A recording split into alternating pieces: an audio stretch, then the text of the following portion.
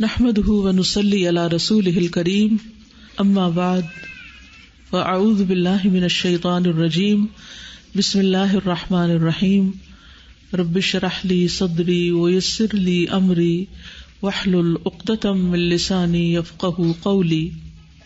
جیسا کہ آپ جانتے ہیں کہ کل میری والدہ محترمہ وفات پا گئی۔ کسی کی بھی وفات انسان کو جہاں دکھی کرتی ہے، اس کی جدائی انسان کے لیے تکلیف دہ ہوتی ہے، اس انسان کے جانے کی کمی شدید محسوس ہوتی ہے، وہاں اپنی موت کا بھی خیال شدت سے آتا ہے۔ یہ وہ وقت ہوتا ہے جب انسان اپنی موت کو یاد کیے بغیر رہ ہی نہیں سکتا۔ ہم کتنے بھی اس بات سے غافل ہوں، کتنا بھی بھولے رہیں، لیکن بہرحال ہم نے ایک دن اس دنیا سے جانا ہے۔ قرآن مجید میں اللہ تعالیٰ فرماتے ہیں کل نفس ذائقۃ الموت، ہر نفس کو، ہر جان کو موت کا مزہ چکھنا ہے۔ اور یہ بھی یاد رکھیے کہ ہر ایک کے جانے کا وقت مقرر ہے۔ وَلَن يُؤَخِّرَ اللَّهُ نَفْسًا إِذَا جَاءَ أَجَلُهَا وَاللَّهُ خَبِيرٌ بِمَا تَعْمَلُونَ۔ اور جب کسی کا مقرر وقت آ جاتا ہے تو پھر اللہ اسے ہرگز مہلت نہیں دیتا، اور جو کچھ تم کرتے ہو اللہ اسے بخوبی جانتا ہے۔ جیسا کہ آپ جانتے ہیں کہ والدہ محترمہ جو تھی وہ کئی سالوں سے مسلسل یہاں ایک ہمبل طالب علم اور علم کے محبت کرنے والے انسان کی طرح تقریباً روزانہ آتی تھی، سوائے کسی سفر کی وجہ سے یا شدید بیماری کی وجہ سے۔ چھوٹی موٹی تکلیف اور چھوٹی موٹی دکھ درد تو انہوں نے کبھی اس کی پرواہ ہی نہیں کی تھی۔ بڑھاپا بذات خود ایک بیماری بن جاتا ہے انسان کے لیے، لیکن انہوں نے کبھی اس بات کو محسوس نہیں کیا اور اپنے علم کا سفر جاری رکھا۔ بدھ کے دن وہ یہاں تشریف لائی ہیں اور حسب معمول انہوں نے اپنی کلاسز اٹینڈ کی ہیں، اور حسب معمول وہ یہاں سے واپس گئی ہیں، اور شام تک، رات تک وہ بالکل ٹھیک تھی۔ رات کچھ تھوڑی بہت طبیعت اوپر نیچے ہوئی ہے، لیکن وہ تو ایک بزرگ انسان کا معمول ہوتا ہے۔ اور صبح کے وقت ان کی طبیعت تھوڑی خراب ہوئی، اور ماشاءاللہ جیسے آپ جانتے ہیں تہجد گزار بھی تھیں اور اشراق کی نماز کی بھی بہت زیادہ پابندی کرتی تھی۔ تو ان کی پوتیاں جو تھی وہ اسکول جا رہی تھی تو ان کو کہتی ہیں جلدی جاؤ، تم لوگ دیر کر رہے ہو۔ اور چھوٹی والی پوتی کو انہوں نے اپنے بیگ سے ٹافی نکال کے دی، اور اس کے بعد ان کے پیٹ میں شدید درد اٹھا، اور بیسیکلی وہ ہارٹ اٹیک تھا، اروٹا ڈائسیکشن تھی، جس میں ہوتا یہ کہ شاہ رگ جو ہوتی ہے دل سے نکلنے والی جو مین رگ ہے، جو ہمارے باقی سارے جسم کو بھی پھر اس کے آگے شاخیں ہو کے خون سپلائی کرتی ہے، تو وہ اوپر برین کو بھی جاتی ہے، نیچے کڈنیز تک بھی جاتی ہے، تو وہ ساری ایک طرح سے اس میں ٹیئرز آگے پھٹ گئی، اور یہ اتنا شدید پین ہوتا ہے، اتنا شدید کہ اس سے سروائیو کرنا اس کا مشکل ہوتا ہے۔ تو وہ وضو میں تھی، اسی وقت انہوں نے نماز شروع کر دی کہ اگر میں نے جانا ہی ہے تو میں نماز کی حالت میں جاؤں۔ تو بہرحال نماز پڑھتے ہوئے وہ گری ہیں، اور ان کے منہ پہ بھی چوٹ آئی اور پھر بے ہوش ہو گئی، اور پھر اس کے بعد کل ان کی ڈیتھ ہو گئی۔ اور یہ 3-4 دن پچھلے جو تھے ہاسپٹل میں مسلسل الحمدللہ ان کے بچے، ان کے بچوں کے بچے ان کے پاس رہے۔ اور میں ایک ہی بات پر غور کر رہی تھی کہ بالکل ایک نارمل لائف گزار رہی تھی، وہ اپنے روٹین کے کام کر رہی تھی، آ رہی تھی، جا رہی تھی، اور یہ صرف موت کا بہانہ تھا نا، موت کا وقت لکھا تھا، وَلَن يُؤَخِّرَ اللَّهُ نَفْسًا إِذَا جَاءَ أَجَلُهَا، اور اس میں بھی جو گھنٹہ، جو منٹ، جو سیکنڈ لکھے ہوئے تھے اسی پر ہی موت کا فرشتہ آیا اور وہ دنیا سے رخصت ہو گئی۔ بہرحال اللہ سبحانہ وتعالی ان پر اپنی رحمت نازل فرمائے۔ اس تکلیف میں، یعنی کہ اس اٹیک کے بعد، اسٹروک کے بعد مسلسل شدید تکلیف میں تھی، اور بیچ بیچ میں غنودگی آ جاتی تھی، لیکن یہ ہے کہ جب بھی ہوش آتا تھا، اور خصوصاً نمازوں کے اوقات میں، حیرت کی بات ہے جیسے تہجد کے وقت تو رسپونڈ کرنے لگتی تھی، ہاتھ اٹھانے لگتی، نمازوں کے اشارے کرنے لگتی۔ اور پھر یہ کہ ایک دن پہلے شام کے وقت ہاتھ اٹھایا اس طرح، یعنی پوری طرح ہوش میں بھی نہیں تھے، لیکن ہو سکتا ہے ہوش میں ہوتی ہوں، تو وہ ایسے ہمیں گلے ملی، یعنی ہم سب آگے آگے ہوئے، گلے ملی، سر پہ ہاتھ پھیرا، وہ یہ حسب معمول جو بہت ہی محبت کرنے والی اور ہر ایک کا احساس کرنے والی۔ تو ایسے دل میں تھوڑا سا خیال ہے کہ شاید یہ رخصتی کی ملاقات کر رہی ہیں، یا اللہ عالم، کیونکہ انسان غیب کا علم تو نہیں جانتا کہ کون سی چیز کس لیے ہو رہی ہے، لیکن انسان اندازے اور قیافے ہی کرتا ہے۔ بہرحال ان 3-4 دنوں کی جو تکلیف تھی وہ دیکھی نہیں جا رہی تھی. تو یاد رکھیے موت کی اپنی سختیاں ہوتی ہیں، ان بیماریوں کی اپنی تکلیفیں ہوتی ہیں، اور کسی کی بھی تکلیف کو دیکھ کر انسان یہ نہ سوچے کہ وہ انسان شاید اس نے کوئی بہت گناہ کیے ہیں اس وجہ سے. حضرت انس کہتے ہیں کہ جب رسول اللہ صلی اللہ علیہ وسلم نے موت کی شدت محسوس کی تو فاطمہ رضی اللہ عنہا کہنے لگی، ہائے تکلیف. رسول اللہ صلی اللہ علیہ وسلم نے فرمایا، اے میری بیٹی، تمہارے باپ پر وہ وقت آ گیا ہے کہ اللہ تعالیٰ اس سے کسی کو بھی چھوڑنے والا نہیں ہے قیامت کے دن کی ملاقات کے لیے. یعنی ہم سب کو اس موت کے مرحلے سے گزرنا ہے. اس لیے ہم کچھ بھی کریں، کتنا بھی بھاگیں، کتنا بھی کسی چیز کو اگنور کریں، کتنا بھی موت کو بھلائیں، لیکن وہ تو سامنے کھڑی ہے، وہ تو چلتی ہوئی آ رہی ہے. اس نے تو آپ پکڑنا ہے ایک دن جب وقت آ جائے گا، چاہے ہماری کیسی بھی مصروفیات ہوں اور کیسی بھی ہماری مشغولیات ہوں. ہم میں سے ہر ایک نے اللہ کی طرف لوٹنا ہے. قل ان الموت الذی تفرون منہ فانہ ملاقیکم ثم تردون الی عالم الغیب والشہادہ فینبئکم بما کنتم تعملون. کہہ دیجئے جس موت سے تم بھاگتے پھرتے ہو وہ تمہیں پہنچ کر ہی رہے گی، پھر تم چھپے کھلے کے جاننے والے کی طرف لوٹائے جاؤ گے اور وہ تمہیں تمہارے کیے ہوئے کام بتلا دے گا. یعنی جب ہم اللہ کے پاس واپس جائیں گے تو کیا بتایا جائے گا؟ یہ ہے تمہارا نامہ اعمال، یہ تم کر کے آئے ہو. تو ہم سب کو سوچنا چاہیے کہ ہم کیا لے کے جا رہے ہیں. رسول اللہ صلی اللہ علیہ وسلم نے فرمایا، تم جانتے ہو کہ ہمیں اللہ کی طرف لوٹنا ہے، تم جانتے ہو کہ ہمیں اللہ کی طرف لوٹنا ہے. اسی لیے ہم کیا کہتے ہیں کسی کی وفات کی خبر سن کر؟ انا للہ و انا الیہ راجعون. پھر جنت کی طرف یا جہنم کی طرف جانا ہے، اور وہ ایسی مستقل اقامت گاہ ہے کہ وہاں سے روانگی نہیں ہوگی، اس سے آگے کا کوئی سفر نہیں. وہ ایسی ہمیشگی ہے کہ جس میں موت نہیں آئے گی، اور وہاں ایسے جسم ہوں گے کہ جو مرنے والے نہیں ہوں گے، جن پر فنا نہیں ہوگی. اور یہ بھی یاد رکھیے کہ موت کی سختی ایک اٹل حقیقت ہے. قرآن مجید میں آتا ہے وجاءت سکرۃ الموت بالحق ذلک ما کنت منہ تحید. موت کی سختی حق لے کر آ پہنچی، یا حق کے ساتھ آ گئی. یہی ہے جس سے تو بھاگتا پھرتا تھا. یعنی انسان اس کو فیس نہیں کرنا چاہتا اور وہ سامنے آ جاتی ہے. رسول اللہ صلی اللہ علیہ وسلم کی وفات کے وقت آپ کے پاس ایک بڑا پانی کا پیالہ تھا جس میں آپ اپنا ہاتھ ڈالتے تھے اور پھر اس ہاتھ کو چہرے پر ملتے تھے اور فرماتے لا الہ الا اللہ، بلا شبہ موت میں تکلیف ہوتی ہے. پھر آپ اپنا ہاتھ اٹھا کر فرماتے پھر رفیق الاعلی، یہاں تک کہ آپ کی روح مبارک قبض کر لی گئی. حضرت عائشہ کہتی ہیں کہ نبی صلی اللہ علیہ وسلم کی وفات ہوئی تو آپ میری ہنسلی کی ہڈی اور ٹھوڑی کے درمیان سر رکھے ہوئے تھے نس جگہ. جب سے میں نے نبی صلی اللہ علیہ وسلم پر موت کی سختی دیکھی ہے اس کے بعد میں نے موت کی سختی کو کسی کے لیے برا نہیں سمجھا. یعنی اللہ کے رسول صلی اللہ علیہ وسلم جو اللہ کے بہت پیارے تھے، محبوب تھے، ان پر بھی تکلیف گزری. تو پھر ہم سب کو اپنے بارے میں سوچنا چاہیے کہ ہم اس کے لیے اللہ تعالیٰ سے کتنی دعائیں کریں، کتنی فریادیں کریں اور کتنی اس کی تیاری کریں. لیکن مومن کی موت جو ہوتی ہے وہ دوسری موتوں سے مختلف ہوتی ہے. اسے مرتے ہی سلامتی اور جنت کی بشارت دی جاتی ہے. سورۃ النحل میں آتا ہے الذین تتوفاہم الملائکۃ طیبین یقولون سلام علیکم ادخلوا الجنۃ بما کنتم تعملون. ادخلوا الجنۃ بما کنتم تعملون. وہ لوگ جو پاک سیرت ہوتے ہیں، فرشتے ان کی روح قبض کرنے آتے ہیں تو کہتے ہیں تم پر سلام ہو، جو اچھے عمل تم کرتے رہے اس کے صلے میں جنت میں داخل ہو جاؤ. اسی طرح یہ پکار آتی ہے یا ایتھا النفس المطمئنہ ارجعی الی ربک راضیۃ مرضیہ فادخلی فی عبادی وادخلی جنتی. اے نفس مطمئنہ، اپنے رب کی طرف لوٹ چل، تو اس سے راضی، وہ تجھ سے راضی، بس میرے خاص بندوں میں داخل ہو جاؤ اور میری جنت میں داخل ہو جاؤ. اور خصوصاً اگر انسان بہت نیک ہو تو اس کی رخصتی کا وقت ایسا ہوتا ہے فَأَمَّا إِن كَانَ مِنَ الْمُقَرَّبِينَ فَرَوْحٌ وَرَيْحَانٌ وَجَنَّةُ نَعِيمٍ وَأَمَّا إِن كَانَ مِنْ أَصْحَابِ الْيَمِينِ فَسَلَامٌ لَكَ مِنْ أَصْحَابِ الْيَمِينِ.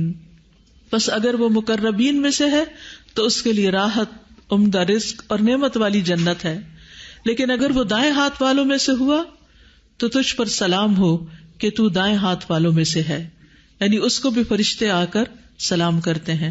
امی کی وفات کے وقت زکیہ پاس تھی۔ السلام علیکم۔ وعلیکم السلام۔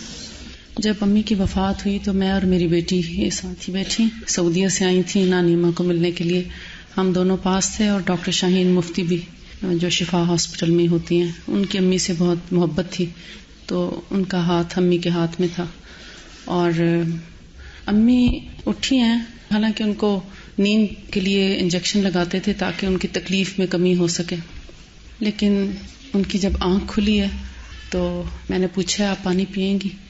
کہتی ہاں۔ پھر میں نے ان کو پانی پلایا، تھوڑا سا سرنج میں ڈال کے پانی دیا گیا کیونکہ منہ بہت ڈرائی ہو چکا تھا، آکسیجن لگی ہوئی تھی، اور پانی پینے کے بعد میں نے پوچھا آپ ذکر کر رہی ہیں؟ یاد دہانی کراتے رہتے تھے تاکہ ذکر ہوتا رہے، تو کہتے ہیں اشارے سے ہاں۔ پھر میں نے کہا چلیں تھوڑا سا اونچی آواز سے کوشش کریں کلمہ پڑھنے کی، تو میں نے ان کو کلمہ پڑھوایا، لا الہ الا اللہ، 2-3 دفعہ ان کو کہلوایا، کلمہ کہہ کے وہ پھر آکسیجن ماسک لگانے لگے، تو لگا دیا انہوں نے ماسک۔ امی ابھی ایک لمحہ گزرا ہے بس، تو ایسے رائٹ سائڈ سے، ہم نے ان کو لیفٹ سائڈ پہ کروٹ دلائی ہوئی تھی تاکہ وہ تھوڑا ریسٹ کر لیں، تو ایک دم سے رائٹ پہ جیسے کوئی آتا ہے تو دیکھتے ہیں نا، پوری آنکھیں کھول کے، تو ایک دم سے رائٹ سائڈ پہ دیکھا اور اس طرح کیا، اور امی نہیں تھی، ایک لمحے میں ان کی جان نکلی ہے۔ پھر میں نے ان کی آنکھیں بند کر دی اور ہم لوگ ذرا اور مزید کلمہ پڑھنا شروع ہوئے، ساتھ میں سورہ یاسین شروع کر لی، کیونکہ امی بہت زیادہ قرآن پاک پڑھا کرتی تھی، تو سورہ یاسین ان کو سنانے لگ گئے، کیونکہ ابھی پتہ چل رہا تھا کہ ہارٹ بیٹ ہے، ابھی بی پی ڈاؤن جا رہا ہے، سب ڈیجٹس آ رہے تھے اوپر، تو جب تک سورہ یاسین چلتی رہی ان کی ہارٹ بیٹ چلتی رہی، اور جیسے ہی سورہ یاسین ختم ہوئی تو ان کا دل بند ہو گیا۔ پھر وہ ماسک وغیرہ اتارا، وہ جو بھی پنیں وغیرہ لگی ہوئی تھیں اتاری، لیکن ہم پھر اللہم اغفر لہا ورحمہا وعافہا اور دعائیں، اذکار، کلمہ، مطلب جو بھی ہو سکا ہم جو وہاں کھڑے تھے ہم لوگوں نے پڑھے رکھا۔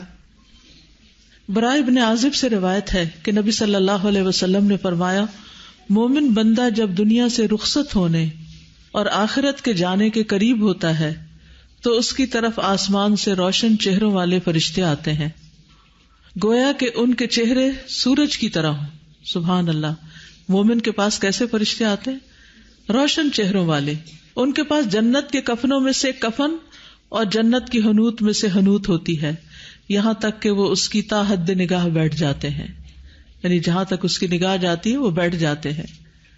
پھر ملک الموت علیہ السلام آ کر اس کے سرہانے بیٹھ جاتے ہیں اور کہتے ہیں، ایتھا النفس الطیبہ اخرجی الی مغفرۃ من اللہ ورضوان، اے پاکیزہ نفس، اللہ کی مغفرت اور رضامندی کی طرف نکلو۔ چنانچہ اس کی روح اس طرح بہہ کر نکل جاتی ہے جیسے مشکیزے کے منہ سے پانی کا قطرہ بہہ جاتا ہے، یعنی پہلے کی تکلیفیں تو گزر چکی، لیکن روح بہت آسانی سے نکلتی ہے کہ پتہ ہی نہیں چلتا، اور روح ایک دم باہر۔ پھر ملک الموت اس روح کو پکڑ لیتے ہیں، جب وہ اسے پکڑ لیتے ہیں تو دوسرے فرشتے پلک جھپکنے کی مقدار میں بھی اس کی روح کو ملک الموت کے ہاتھ میں نہیں رہنے دیتے، بلکہ ان سے لے کر اسے کفن میں لپیٹ کر اپنی لائی ہوئی حنوت مل دیتے ہیں، اور اس کے جسم سے ایسی خوشبو نکلتی ہے جیسے بہت ہی زیادہ مہکنے والی کستوری کی خوشبو جو روئے زمین پر پائی گئی ہو۔ پھر فرشتے اس روح کو لے کر اوپر چڑھ جاتے ہیں۔ ایک شخص ہمارے بیچ میں ہوتا ہے، پھر کس طرح اس کی روح چلی جاتی، تو جب وہ فوت ہو گئی تو جو ہی مجھے پتا چلا تو میرے ذہن میں پہلی بات یہی آ رہی تھی کہ اس وقت پتہ نہیں روح کون سی منزل پر ہوگی، کہاں تک پہنچ چکی ہوگی۔ آسمان کا سفر۔ برائے ابن عازب روایت کرتے ہیں کہ نبی صلی اللہ علیہ وسلم نے فرمایا، فرشتے اس روح کو لے کر اوپر چڑھ جاتے ہیں، اور فرشتوں کے جس گروہ پر بھی ان کا گزر ہوتا ہے وہ گروہ پوچھتا ہے، ما ھذا الروح الطیب، یہ کتنی پاکیزہ روح ہے، یہ کس کی روح ہے؟ اب آپ دیکھیے کہ اگر آپ ایمان کی حالت میں زندگی بسر کرتے ہیں، نیک کام کرتے ہوئے بسر کرتے ہیں، تو روح نکلتی کیسے ہے، اور پھر کس طرح اس کو اچھے کفن میں لپیٹ کر، اور کتنے اچھے فرشتے آتے ہیں اور پھر کس طرح لے کے جاتے ہیں. اور راستے میں بھی جہاں سے گزرتی ہے فرشتوں کے گروہ جو ہے وہ پوچھتے ہیں یہ کون پاکیزہ روح ہے. لفظ پہ غور کیجئے, ما ھذا الروح الطیب. وہ جواب میں کہتے ہیں فلاں بن فلاں, یہ فلاں کی روح ہے. اس کا بہترین نام بتاتے ہیں جس سے دنیا میں لوگ اسے پکارتے تھے, حتیٰ کہ وہ اسے لے کر آسمانی دنیا تک پہنچ جاتے ہیں. وہ اس کے لیے دروازہ کھلواتے ہیں تو ان کے لیے دروازہ کھول دیا جاتا ہے. تو ہر آسمان کے مقرب فرشتے اس کے ساتھ ساتھ چلتے ہیں اس آسمان کی طرف جو اس کے بعد آتا ہے, اور اس طرح اسے 7ویں آسمان تک پہنچا دیا جاتا ہے. یہ بات میں اس لیے دہرا رہی ہوں کہ جب موت قریب سے ہو کے گزرتی ہے تو اس کے ساتھ ہم امیجن بہتر کر سکتے ہیں کہ روح اور انسان کہاں کہاں تک جا رہا ہے. آسمان والے نیک روح کو مسلسل مرحبا کہتے رہتے ہیں, اس کے لیے وہاں ویلکم ہوتا رہتا ہے.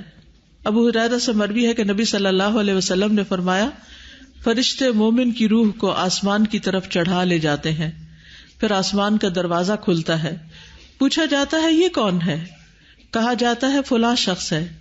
وہ کہتے ہیں مرحبا بالنفس الطیبہ کانت فی الجسد الطیب ادخلی حمیدتا وابشری بروح وریحان ورب غیر غضبان.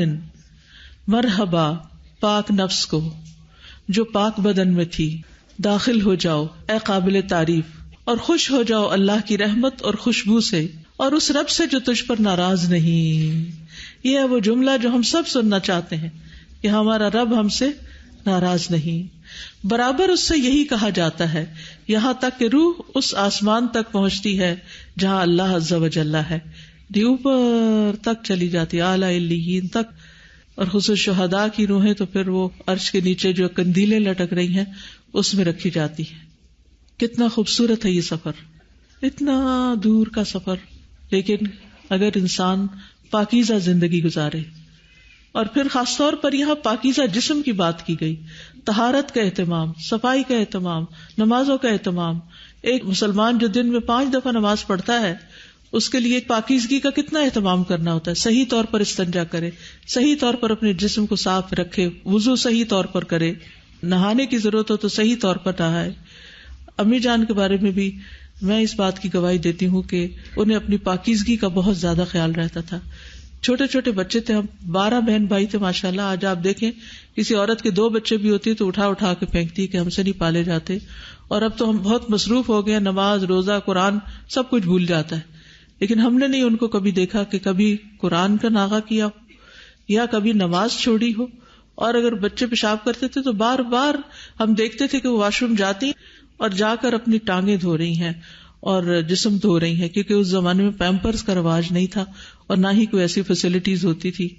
اور جس عورت کے 12 بچے ہوں, بلکہ 13 ہوئے تھے, ایک فوت ہو گیا, تو آپ سوچئے کہ وہ کتنے فریکوینٹلی ایک کے بعد ایک چھوٹا بچہ ہی نہیں, چھوٹے بچے کے بغیر گود خالی نہیں ایک طرح سے کہ جو اس ایج کو ہو, لیکن انتہا درجے کی پاکیزگی کا خیال رکھتی تھی. پھر روح کو آسمان سے دوبارہ نیچے لایا جاتا ہے. براء ابن عازب کہتے ہیں نبی صلی اللہ علیہ وسلم نے فرمایا جب روح کو 7ویں آسمان تک لے جایا جاتا ہے تو اللہ تعالیٰ فرماتے ہیں کہ میرے بندے کا نامہ اعمال علیین میں لکھ دو اور اسے واپس زمین کی طرف لے جاؤ, کیونکہ میں نے اپنے بندوں کو زمین کی مٹی سے ہی پیدا کیا, اسی میں لوٹاؤں گا, اسی سے دوبارہ نکالوں گا. چنانچہ اس کی روح جسم میں واپس لوٹا دی جاتی ہے. مومن میت جلد قبر کی طرف جانے کی خواہش رکھتی ہے, اس لیے جنازوں میں تاخیر نہیں کرنی چاہیے کہ فلاں بھی آ جائے, فلاں بھی آ جائے, وہ منہ دیکھ لے, وہ منہ دیکھ لے. ٹھیک ہے, ایک حد تک سب کا خیال کرنا چاہیے, لیکن اب لوگوں کی خاطر میت کو تو اپنے اصل مقام تک پہنچنے سے نہیں روکنا چاہیے. اسی لیے کل تقریباً 11:30 پونے 12 کے بیچ میں ڈیتھ ہوئی اور 2:45 بجے نہلا کر ان کو بالکل تیار کر کے رکھ دیا گیا تھا. آپ میں سے بہت سے لوگوں نے ماشاءاللہ دیکھا بھی, اور الحمدللہ مغرب کی نماز کے بعد جنازہ پڑھ کر ان کو دفنا دیا گیا. تو کوشش یہی تھی کہ ہر چیز سنت کے مطابق ہو اور جلد اپنی منزل تک پہنچے. نبی صلی اللہ علیہ وسلم فرماتے تھے جب جنازہ رکھا جاتا ہے پھر لوگ اسے کاندھوں پر اٹھاتے ہیں, اس وقت اگر مرنے والا نیک ہوتا ہے تو کہتا ہے قدمونی قدمونی, مجھے جلدی لے کے چلو, مجھے جلدی لے کے چلو. جب وہ دفنا دیا جاتا ہے تو باہر والوں کے قدموں کی چاپ سنتا ہے, کیونکہ روح اب کہاں ہے, جسم میں آ گئی ہے. اب جسم میں روح آ جائے واپس تو آپ سوچئے انسان اپنے ماحول سے ایک طرح سے جاگ اٹھتا ہے نا کہ میں یہ کہاں ہوں, تو وہ وقت کیسا ہوگا کہ جب انسان منو مٹی نیچے اپنے آپ کو پھر محسوس کرے کہ میں کہاں ہوں، اور پھر اس کے کانوں میں آواز بھی آ رہی ہو کہ سب چھوڑ کے مجھے جا رہے ہیں. اس لیے عثمان بن عفان سے روایت ہے کہ نبی صلی اللہ علیہ وسلم جب میت کی تدفین سے فارغ ہو جاتے تو اس کے پاس کچھ دیر ٹھہرتے اور فرماتے اپنے بھائی کے لیے مغفرت طلب کرو، اس کے لیے ثابت قدمی کی دعا کرو کیونکہ اب اس سے سوال ہوگا. لیکن افسوس یہ کہ ہمارے ہاں کیا ہوتا ہے، ادھر جنازہ اٹھا، ادھر ہم باتوں میں مصروف ہو گئے، آپس کی میل ملاقات میں ہم اس کو ایک سوشل گیدرنگ بنا لیتے ہیں، اور دیر کے بعد رشتے دار ملے ہوتے ہیں. ٹھیک ہے ملنا ہے، ابھی ٹھہر کے تھوڑی دیر کے بعد بہت باتیں کر لیں، لیکن اس وقت تھوڑا سا وقار اور سکینت میں وقت گزارے. اپنی پڑ گئی ہم کو، ہم میت کے بارے میں تو کچھ سوچیں اور ان کے لیے تو کچھ دعائیں کریں. تو ایسے موقع پر اگر ہمیں واقعی جانے والے سے محبت اور پیار ہو تو ہم اپنی خواہش چھوڑ کر پہلے اس کے لیے دعا کریں، اور خاص طور پر جو قبرستان میں موجود ہوں وہ دفناتے ہی نہ وہاں سے چلے جائیں بلکہ تھوڑا سا رکیں. پھر قبر کے 3 سوالوں کی باری آتی ہے. حدیث میں آتا ہے قبر میں دفن کرنے کے بعد میت کو کہا جاتا ہے کہ اب اٹھ کر بیٹھ جاؤ، تو وہ بیٹھ جاتا ہے. اس کے لیے سورج کی شکل بنا دی جاتی ہے گویا وہ غروب ہونے کے قریب ہے، یعنی عصر کا وقت جا رہا ہو. تو اس کو کہا جاتا ہے تم بتاؤ اس شخص کے بارے میں تم کیا کہتے ہو جو تم سے پہلے تھا، اور تم اس پر کیا گواہی دیتے ہو. یعنی نبی صلی اللہ علیہ وسلم کے بارے میں پوچھا جاتا ہے تو وہ کہتا ہے مجھے چھوڑ دو کہ میں نماز پڑھ لوں. یہ کون کہے گا کہ میں نماز پڑھ لوں؟ جو دنیا میں کہتا ہے کہ چھوڑو میں اپنے کام چھوڑوں، اور لوگوں کو بھی ایکسکیوز کر کے اٹھ جاتا ہے اور اپنی نماز کی فکر کرتا ہے. وہ کہتے ہیں یقیناً تم ایسا کرو گے، پہلے ہمیں اس بارے میں خبر دو جس کے بارے میں ہم تجھ سے پوچھ رہے ہیں. براء بن عازب کہتے ہیں کہ انہوں نے کہا کہ ہم رسول اللہ صلی اللہ علیہ وسلم کے ساتھ ایک انصاری کے جنازے میں گئے. ہم قبر کے پاس پہنچے تو ابھی لحد تیار نہیں ہوئی تھی، تو رسول اللہ صلی اللہ علیہ وسلم بیٹھ گئے اور ہم بھی آپ کے ارد گرد بیٹھ گئے گویا کہ ہمارے سروں پر پرندے ہوں. آپ کے ہاتھ میں چھڑی تھی، آپ اس سے زمین کورید رہے تھے. آپ نے اپنا سر اٹھایا اور فرمایا اللہ سے قبر کے عذاب کی امان مانگو. یعنی اس وقت لحد تیار نہیں ہوئی تھی اور آپ یہ دعا سکھا رہے تھے. آپ نے 2 یا 3 بار یہ فرمایا اور فرمایا جب لوگ واپس جاتے تو میت قدموں کی آہٹ سنتی ہے، جبکہ اس سے یہ پوچھا جا رہا ہوتا ہے اے فلاں تیرا رب کون ہے، تیرا دین کیا ہے اور تیرا نبی کون ہے. یہ ہے اصل ٹیسٹ، یہ ہے اصل امتحان.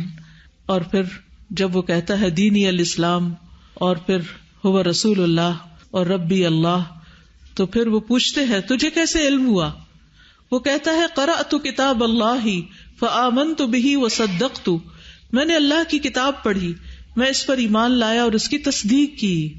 تو خوش قسمت ہے آپ جو اللہ کی کتاب پڑھ رہے ہیں، کیونکہ اگر اللہ کی کتاب نہیں پڑھی تو کیا پتا اس میں کیا لکھا ہے، کیا کہتی ہے یہ، اور پھر وہاں کے ٹیسٹ میں کیا جواب دیں گے. پھر کیا ہوتا ہے، ایک منادی کرنے والا اعلان کرتا ہے تحقیق میرے بندے نے سچ کہا، اسے جنت کا بستر بچھا دو، اس کو جنت کا لباس پہنا دو، اس کے لیے جنت کی طرف سے دروازہ کھول دو. اللہ کرے کہ ہماری والدہ کے لیے ایسا ہی ہوا ہو. فرمایا جنت کی طرف سے وہاں کی ہوائیں، راحتیں اور خوشبوئیں آنے لگتی ہیں، اور اس کی قبر کو نگاہ کی وسعت کی حد تک، یعنی جہاں تک نگاہ جاتی ہے قبر وسیع معلوم ہونے لگتی ہے، اس کو وسیع کر دیا جاتا ہے. لیکن اس کے برعکس جو جواب نہ دے پائے اور جو کافر اور منافق ہے وہ جواب نہیں دے پاتا تو پھر اس پہ اندھا گنگا فرشتہ مقرر کر دیا جاتا ہے جس کے پاس بھاری گرز ہوتا ہے. اس پہ اس طرح مارتا ہے کہ اگر پہاڑ پہ بھی مارا جائے تو وہ مٹی مٹی ہو جائے. پھر قبر میں نیک اعمال مومن کی حفاظت کرتے. یہ جو قبر کا بیان ہے اور قبر کی بات ہے، مجھے اپنے بچپن کی سب سے پہلی تعلیم جو اپنی والدہ سے ملی تھی، مجھے وہ منظر آج تک نہیں بھولا کہ پہلے زمانے میں نیچے بیٹھ کے پکانے والے مٹی کے تیل کے چولہے ہوتے تھے، تو امی بیٹھ کے اس پہ کھانا پکا رہی تھی اور میں پاس بیٹھی ہوئی تھی. ان کا اکثر یہی ہوتا تھا کہ کھانا پکاتے وقت کھلاتے وقت ہم سب کو نیچے ہی پاس بٹھا لیا کرتی تھی. تو مجھے انہوں نے اس دن شاید مشکات شریف سے، کیونکہ میرے والد سے وہ پہلے پورا قرآن کا ترجمہ انہوں نے پڑھا، میری پیدائش سے تقریباً 8 دن پہلے ختم ہوا تھا ان کا قرآن تکمیل ہوئی تھی. پھر اس کے بعد یہ کہ جب ہم نے ہوش سنبھالی تو مسلسل انہیں کچھ نہ کچھ پڑھتے ہوئے پایا. تو انہوں نے شاید قبر کا بیان پڑھا تھا، تو سب سے پہلے قبر کے بارے میں انہوں نے مجھے بتایا. کھانے پکاتے ہوئے ساتھ ساتھ بتانے لگی قبر میں ایسے ہوتا ہے، فرشتہ آتا ہے، یہ سوال پوچھتا ہے. پھر یہ گرز کا لفظ پہلی دفعہ میں نے وہیں پر سنا اور میرا رنگ پیلا ہو گیا. خوف کے مارے. ہم تو کہتے ہیں نا بچوں کو نہ بتاؤ، بچے ڈر جائیں گے. نہیں تو پھر کب بتائیں گے؟ اور اگر بچپن میں ان کے دل میں یہ باتیں نہیں بیٹھی تو بڑے ہو کر کیا بیٹھیں گی؟ پھر یہ ہوا کہ اتنے میں میرے ماموں آ گئے. مجھے یہ بھی یاد ہے، وہ کہتے تم اس کو کیا بتا رہی ہے، تم نے دیکھا نہیں اس کا رنگ کتنا پیلا ہو رہا ہے. لیکن آپ دیکھیے رات بھی یہی میں غور کر رہی تھی، میں کہتی کہ وہ ماں جو ہمیشہ سے قبر کے بارے میں فکر مند رہتی تھی، آج قبر میں پہلی رات ہے ان کی.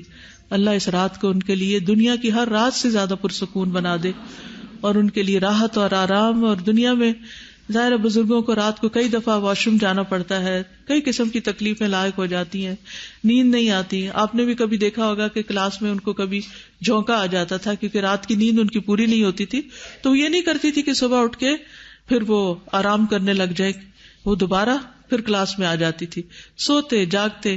اور مین جو ٹی کیو کا ہال ہے اس میں ان کے لیے اسی لیے بیڈ بھی لگوایا گیا تھا. تو میں امی سے کہتی تھی کہ آپ کو جب زیادہ تھکاوٹ ہو تو آپ بس اس میں لیٹ جایا کریں. جیسے ہم اپنے باقی تمام اسٹوڈینٹس کو بھی کہتے ہیں کہ بخار بھی ہو تو کلاس میں لیٹ جائیں، بجائے اس کے کہ ہاسٹل کے کمرے میں اکیلے لیٹیں یا گھر میں لیٹنے کے. کچھ نہ کچھ تو کان میں اچھی بات جاتی رہے گی تاکہ علم کا سفر جو ہے وہ جاری رہے. تو بہرحال جس شخص نے ساری زندگی قبر کی اتنی فکر کی ہو اور اپنے بچوں کے دل میں بھی یہ فکر ڈالی ہو، امید ہے کہ اللہ نے ان کے ساتھ احسان کا معاملہ کیا ہوگا. اب مومن کی حفاظت قبر میں کیسے ہوتی ہے، کیا کیا چیزیں وہاں کام آتی ہیں؟ حدیث میں آتا ہے کہ میت کو جب اس کی قبر میں رکھا جاتا ہے تو وہ ان کے پلٹ جانے کے وقت ان کے جوتوں کی آواز سنتا ہے. اگر وہ مومن ہوتا ہے تو نماز سراہنے کی طرف آ جاتی ہے، اور وہ تو گئی بھی نماز کی حالت میں، یعنی ایک طرح سے ہوش ان کا گیا. روزہ اس کے دائیں طرف ہوتا ہے، زکوٰۃ اس کے بائیں طرف ہوتی ہے، اور دیگر نیک کام صدقہ، صلہ رحمی، نیکی اور لوگوں سے احسان اس کے پاؤں کے پاس ہوتے ہیں. السلام علیکم ورحمۃ اللہ وبرکاتہ. ماشاء اللہ امی پہلے منڈے تھرسڈے بھی ہمیشہ روزہ رکھا کرتی تھی نا، تو میں ان سے لڑائی کرتی تھی، امی آپ کی صحت اتنی اچھی نہیں ہے تو آپ اس طرح نہ کیا کریں، آپ نا ایام بیت کے روزے چلے رکھ لیں. تو ماشاء اللہ وہ ضرور اس کو بھی رکھتی تھی، اور پھر میں نے ان کو ڈیٹ بتانی ہوتی تھی نا کہ صبح ایام بیت ہے. تو اس مہینے ابھی کنفرم نہیں تھا مجھے کہ ٹیوزڈے ہے یا وینسڈے نا، تو میں نے کہا امی ٹیوزڈے لگتا ہے بن رہا ہے لیکن پھر بھی میں آپ کو کنفرم کروں گی نا. لیکن امی نے ٹیوزڈے کو ہی روزہ رکھ لیا، اتنا ان کو جلدی ہوتی تھی ماشاءاللہ روزہ رکھنے میں بھی. تو میں نے کہا آج تو ہے ہی نہیں وینسڈے کو، اب تو آپ اس کو کھول لیں، افطار کر لیں، اتنے مہمان بھی آئے ہوئے ہیں. تو امی نے کہا نہیں میں اس کو ضرور کمپلیٹ کروں گی. اب تو اس آخری مہینے کے بھی انہوں نے ایام بیس کے روزے بھی رکھے تھے ماشاءاللہ انہوں نے ایام بیس. اور ہم اچھے بڑے جوان ہو کر سب کچھ ہوتے ہوئے بھی ہم سوچتے ہیں یہ کام ہے وہ کام ہے، یہ بیماری ہے وہ بیماری ہے، اور اس کی پابندی نہیں کرتے. پھر اس کے بعد آپ دیکھیے کہ صدقہ آج بھی عارفہ بتا رہی تھی کہ کس طرح روزانہ الہدا آ کر وہ صدقہ کرتی تھی. الحمدللہ صدقہ کی ان کی روز کی روٹین تھی، اور چونکہ میرے سے ہی وہ چینج کرواتی تھی کہ چینج میرا ختم ہو گیا صدقہ کرنے کے لیے تو وہ کرو.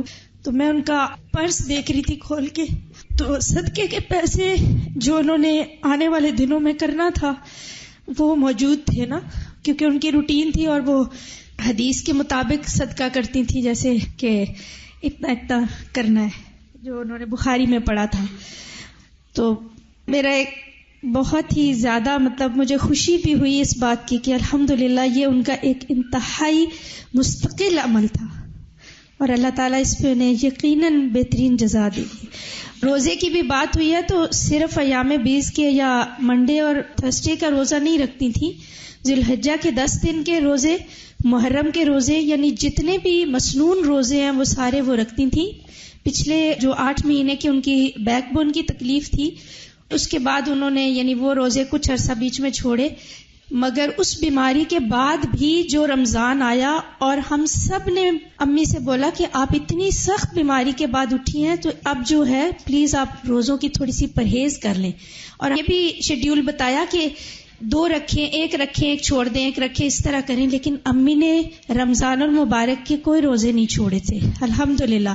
شوال کے روزے بھی رکھتی تھیں، اور وہ روزے رکھنے کے بعد میں یہ سوچ رہی تھی کہ ماشاءاللہ اتنی سخت بیماری سے وہ گزری ہیں، لیکن رمضان المبارک کا ایک روزہ بھی نہیں چھوٹا ان سے الحمدللہ، ایک بھی. اور اس رمضان میں بھی انہوں نے مکمل روزے رکھ لیے.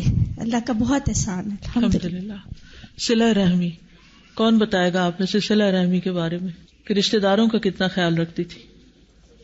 جس دن امی بیمار ہوئی ہیں اس سے ایک دن پہلے میرے ساتھ پروگرام بنایا اور مجھے کہنے لگی کہ اس ویکنڈ پہ تم نے کہیں نہیں جانا، اس ویکنڈ پہ تم میرے ساتھ جاؤ گی، اب ہم رشتہ داروں کا حال پوچھنے جائیں گے۔ تو ہمارے ماموں ان کے بھائی سرگودا میں بیمار ہیں، بلکہ ان کی دعا بھی کیجیے گا۔ تو کہنے لگی ان کا حال پوچھنے کے لیے جانا ہے اور تم میرے ساتھ چلو اور اپنے بیٹے کو بھی ساتھ لے کے چلو۔ تو میں نے عمر سے بات کی کہ تم میرے ساتھ چلو گے، نانی اماں اس طرح کہہ رہی ہیں، تو اس نے اوکے کر دیا، ٹھیک ہے انشاءاللہ ہم ہفتے کو جائیں گے اور اتوار کو واپس آئیں گے۔ تو میں نے کہا مجھے تو اس ویکنڈ پہ لاہور میں کام تھا۔ تو کہنے لگی کوئی بات نہیں، لاہور بھی بلکہ جائیں گے۔ دو ان کے دل میں باتیں تھیں، ایک تو یہ کہ نگت باجی کے جو مدر ان لا ہیں، ساس، وہ بیمار ہیں، ان کو اتنی تکلیف ہے کہ وہ اپنے ہوش و حواس میں نہیں ہیں۔ تو کہنے لگی ان کو تو نہیں پتا چلے گا کہ ہم آئے ہیں، لیکن اللہ تو راضی ہو جائے گا کہ ہم نے اپنے رشتہ داروں کا خیال رکھا۔ اور پھر ان کو ایک بات یہ بھی تھی کہ چونکہ آپ کی کلاسز ہو رہی تھیں لاہور میں، تو چلو اسی بہانے کلاس میں بھی ہو آئیں گے، لاہور کی کلاس بھی اٹینڈ کر آئیں گے۔ کلاس میں آنے کا بھی بہت شوق ہوتا تھا۔ تو اس طرح وہ اپنے جتنے غریب رشتہ دار ہیں ان سب کا ان کے پاس لسٹ بنی ہوئی تھی اور ان سب کا وہ خیال کرتی تھیں۔ جتنا وہ خود کر سکتی تھیں وہ خود کرتی تھیں، اور جہاں وہ خود نہیں کر سکتی تھیں تو وہ ہمیں بھی شامل کر لیتی تھیں۔ کبھی کبھی ہم سے بھی کہتی تھی، ہم سب کو بتاتی تھیں کہ فلاں کے ساتھ یہ مسئلہ ہے، اس کے بچے کی فیس دینی ہے، اس کی ضرورت پوری کرنی ہے، وہ بیمار ہے، اس کا خیال کرنا ہے، وہ بہت تکلیف میں ہے، ان کے مسائل آج کل ایسے ہو گئے ہیں۔ تو یعنی ہماری امیڈیٹ فیملی سے ہٹ کر اپنی دور دراز کے بھی جو ہمارے فیملی ممبرز ہیں سب کا ایک ایک کا ان کا خیال ہوتا تھا کہ وہ کس حال میں ہے اور ان کی کیسے مدد کرنی چاہیے اور کس طرح کریں۔ تو مالی مشکلات ہوں یا ان کے لیے کپڑوں کا انتظام، ان کے لیے دواؤں کا، ان کی جس بھی چیز کی ضرورت ہوتی تھی وہ ہمیشہ کوشش میں رہتی تھی۔ کسی کا آپریشن ہے، کسی کو علاج کے لیے ضرورت ہے، یا کسی کا بچہ پیدا ہونے والا ہے، یا کسی کے ساتھ کوئی اور مسئلہ ہو گیا، تو ہر ایک کے دکھ درد کا ان کو خیال ہوتا تھا اور ہر ایک کے بارے میں وہ پوری طرح آگاہ رہتی تھی۔ اللہ تعالیٰ بلکہ میرا سورس آف انفارمیشن وہی تھی۔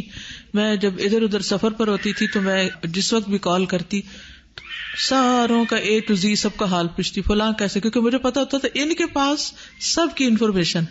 میں الگ ماشاءاللہ 12 بہن بھائی ہیں ہم، تو ہر ایک کو کال کرنا، اور بعضوں کو آگے سے کوئی ملتا نہیں تو پتہ ہی نہیں چلتا کہ اس کا حال کیا ہے۔